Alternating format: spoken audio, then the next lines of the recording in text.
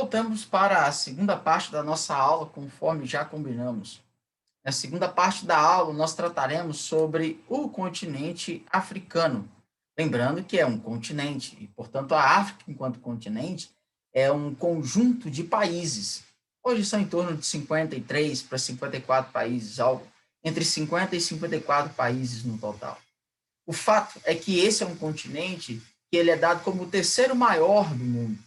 A sua extensão é de mais ou menos 30,4 milhões de quilômetros quadrados, relativamente grande.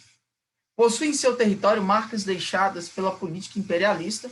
Esse é o motivo pelo qual nós começamos os nossos estudos falando sobre o século XIX, a virada do século XIX para o século XX, observando alguns fenômenos, alguns movimentos, alguns eventos que aconteceram durante o século XIX. No caso, nós falamos muito mais relacionado ao que aconteceu no continente, no continente europeu, que interferiu diretamente em outras partes do mundo, interferiu na América e, obviamente, interfere também no continente africano. Então, muitas marcas foram deixadas. E um exemplo dessas marcas que foram muito negativas é a questão de que os territórios dos países lá na África acabaram que não respeitou, na hora de fazer os limites entre um país e outro, não respeitou as diferenças étnico-culturais dos povos, o que gerou e gera até hoje uma grande quantidade de conflitos. Mas também é um continente que, até por conta das suas situações de áreas ecúmenas e anecúmenas, apresenta vazios demográficos. Pode-se perceber duas maneiras de regionalizar a África. A primeira, considerando aspectos históricos e culturais, em que se separa em África do Norte e África subsaariana, e a segunda, estabelecida pela ONU, que vai considerar África setentrional, ocidental, central, oriental e meridional. Pode-se dizer que, mesmo sendo continente africano e sabido que eles têm, até hoje, sérios conflitos, que apresentam países que, em sua grande maioria, são países muito pobres, mas também são no geral, dentro da África, muitos países apresentam cidades milionárias, no sentido de grande quantidade de pessoas, milhões de pessoas. O exemplo disso é Lagos, com 10 milhões de pessoas, portanto, sendo chamado de megacidade. Cairo, com 11 milhões de pessoas, também chamada de megacidade. Kinshasa, chamada aí, caminhando também para o termo megacidade, 9 milhões de pessoas. Nessas áreas, essas três que acabamos de citar, a densidade demográfica pode chegar a 400 habitantes por quilômetro quadrado, o que é extremamente elevado. Em partes do mundo que tem uma densidade maior ainda.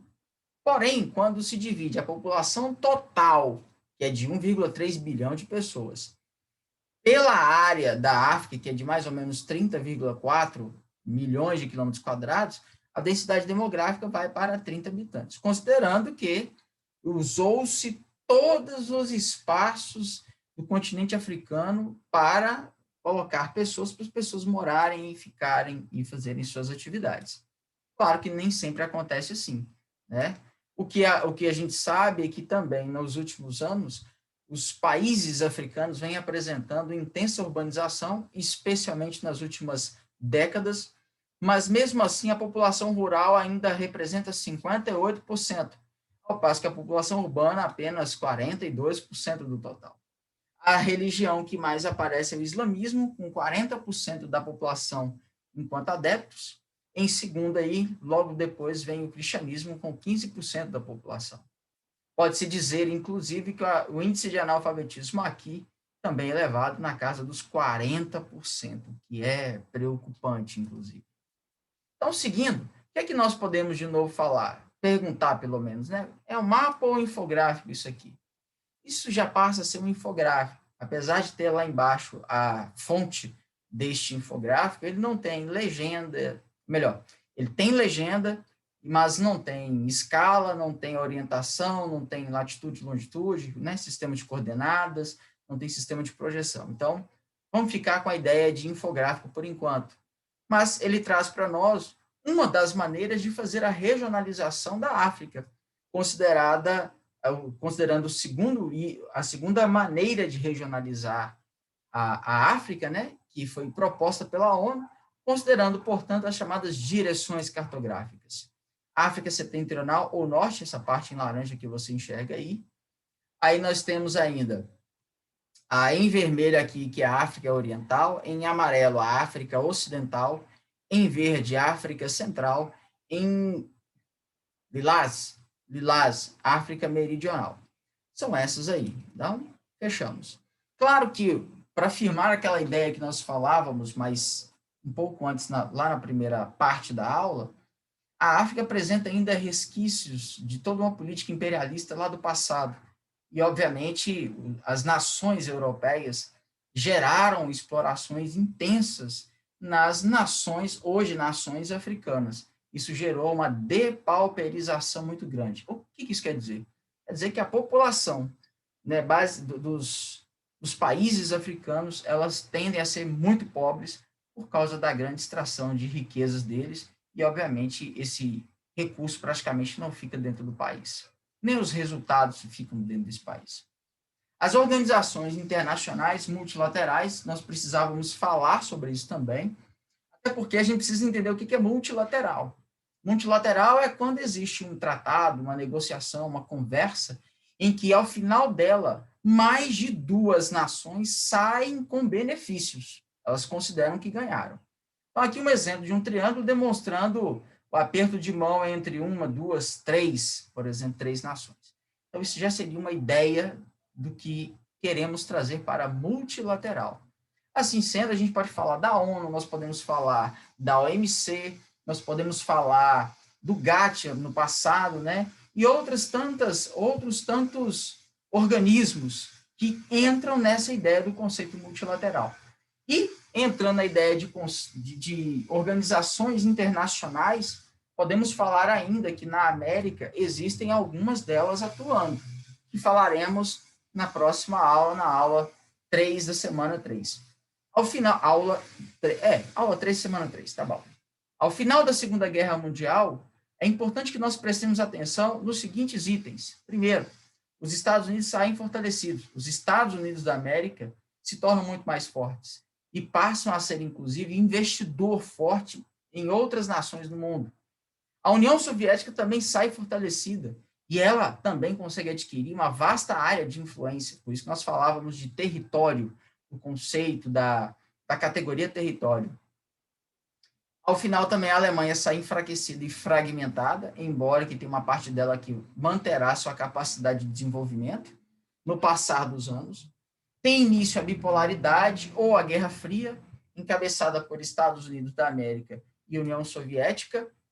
Existe a construção do Muro de Berlim, talvez o principal símbolo dessa bipolaridade, mas também existe passa a acontecer a formação de blocos econômicos, no sentido de reduzir as animosidades entre as nações, mas também no sentido de promover um melhor comércio multilateral no mundo, iniciando com países que são vizinhos, mas buscando países mais distantes. Surge a ONU, o Banco Mundial, vai surgir também o FMI e outras instituições relacionadas a essa questão da multilateralidade. Portanto, também cria-se uma instituição que promove o comércio mundial, que é o caso do GATT, e depois vira a OMC. A comercialização de muitas tecnologias de guerra, elas também passam a acontecer. Turbinas a jato, sistemas de refrigeração, maneiras de asepsia de alimentos, ou de guardar e fazer refrigeração de alimentos, tudo isso passa a ser comercializado de uma forma mais vasta e larga e fica acessível à população. A revolução na China e na América Central também tem seu espaço ao final da Segunda Guerra Mundial, até porque os grandes impérios também eles passam a ruir. Já na Primeira Guerra isso acontece, na Segunda Guerra confirma esses grandes impérios ruindo. A manutenção do estado de guerra, que é nitidamente a chamada Guerra Fria, ou estado do medo, né? A possibilidade de uma guerra acontecer a todo instante também entra aqui. E, obviamente, as alianças, tanto militares quanto econômicas. Todos esses tópicos, eles passam a ser fundamentais para a compreensão da geografia no mundo, especialmente para a compreensão de como é que o mundo vai passar a ter ações e fenômenos, né, a partir de 1945, 1950, até os dias atuais. Então, não deixe de ver esses itens, ok? Para fechar, a gente fecha com a imagem da partilha da África, em 1885, promovida em especial pelo chanceler alemão, reunindo as nações metropolitanas, portanto, aquelas nações mais ricas, né, aquelas nações que colonizaram outras nações europeias que colonizaram outros territórios, que não necessariamente os europeus. Estão aqui as nossas referências, dentre elas o próprio PET e as demais que você enxerga aí. Espero encontrar vocês na próxima aula, é a aula de número 3, que representa a semana 3, certo? Ela foi ministrada para algumas turmas, mas para outras não, em função do feriado. Mas nós vamos gravar e deixar disponível para que você continue seus estudos.